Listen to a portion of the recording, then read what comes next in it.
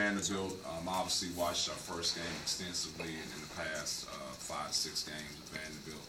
Um, Kevin Stallings, I think, is one of the better coaches in the nation, and definitely in the SEC. Just really does a great job of X's and O's and getting his guys to execute. So the thing you worry about when you play a Kevin Stallings coach team is just how well prepared they'll be in executing what they're going to do both offensively and defensively. Obviously, Odom is a talent, but the guy that you really concern yourself with is Damian Jones. Damian Jones got in early foul trouble against us. He really wasn't on the court much in the first half, but he's such a long physical presence both on the offensive and defensive end. So we'll have to find a way to guard all their sets. They have so many sets, and you can't walk through all their sets. What you have to do is you have to rely on your principles, so that'll be really important for us. And I'll imagine that they'll play a lot of zone against us, and I thought we got real stagnant in our game at Vanderbilt against their zone, and we got to find a way to push the ball versus the zone and have more of a free-flowing offense than just relying on our set plays versus the zone. What can your guys kind of draw off last year's experience in the SEC tournament? Well, the fact that they won a game was something they can go there and have some success, but you want your guys to do a little bit more than that than just win one game. And so our guys got to go in there with a positive mindset. I know it's hard to do that when you're on a losing streak like this, but we got to have a couple upbeat and short practices here and make sure we're good going into it. In the first game against Vanderbilt, they really neutralized Craig, with that zone. How does he need to maybe attack the basket more against that zone? Well, I think the key is us getting stops on the defensive end and getting him out and trying to attack the zone before they get set up.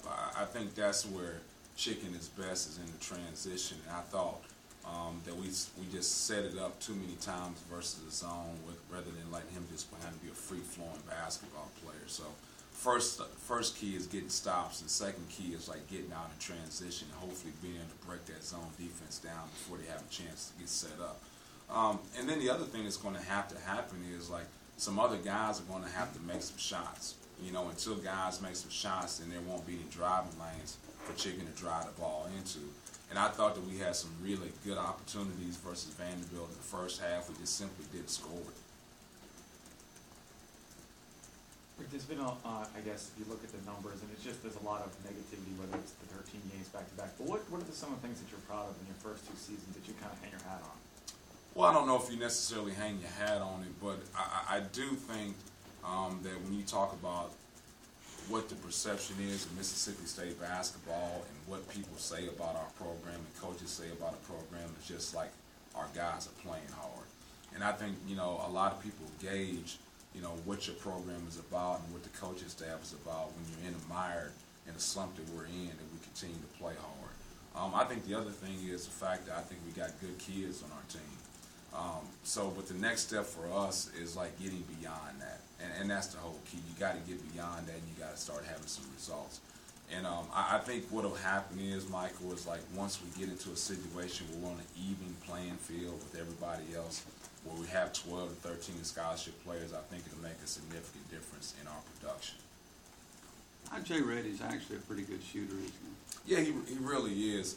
I think there's two things along with that, Gene. I think first and foremost, you're relying on a freshman to come in and be a guy who's a shooter for you, and then putting that upon his shoulders right away. And I think right now, IJ is just physically worn down. He's not a big, strong, physical kid to begin with, and so what needs to happen with IJ is he needs an off-season of strength and conditioning to get on par where he can continue now to have legs throughout the season. But I got every confidence in the world that IJ will be a really good shooter for us. It's just asking him to do that as a freshman where, it's everybody else is missing shots and you're incoming freshman. It's you got to make that shot. You got to make that shot, and having that pressure upon yourself there. I think it's a difficult situation for him.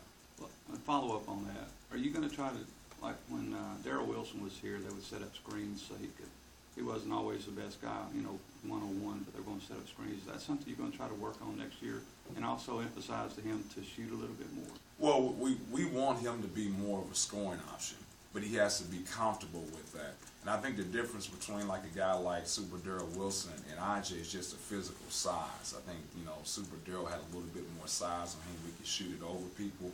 where IJ doesn't have that to his advantage. But we're going to try to do some things to isolate him a little bit more, to get him some open shots. But it all boils down to, like, other guys have to be able to make shots too.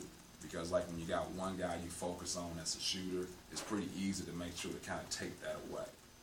I know you don't have it at every position on the floor, but how much is IJ being here and Jacoby being able to play this year amped up Bloodman's game?